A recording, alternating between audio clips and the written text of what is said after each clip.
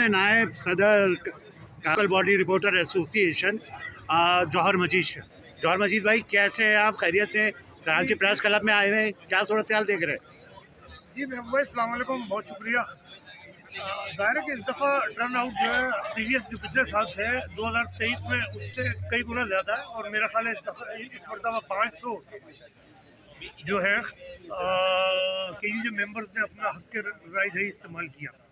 और दूसरी बात यह है कि लोकल बॉडी रिपोर्टर एसोसिएशन के हवाले से आपने बात की है, तो बात यह है कि ज़ाहिर है जनरल सेक्रेटरी साहब इमरान अली शाह साहब ने आपको तमाम का सूरत हाल से आगाह कर दिया। इसमें कोई शक नहीं है कि रिपोर्टर्स एक तो अपनी जो खबरें फाइल करते हैं उन पर उनको थ्रेट्स भी होती हैं, उनके ऊपर झूठे मुकदमात भी कायम किए जाते हैं, और उनके अगेंस्ट एक बाकायदा लॉबी काम कर रही होती है जो सरकारी और मुख्तलिफ सतह पर काम कर रही होती है। उसमें ज़ाहिर है कि जब आप किसी का चेहरे से नकाब उतारेंगे और उसका असल चेहरा जब आप लोगों के सामने लाएंगे तो आपको मुश्किलात तो दरपेश होंगी।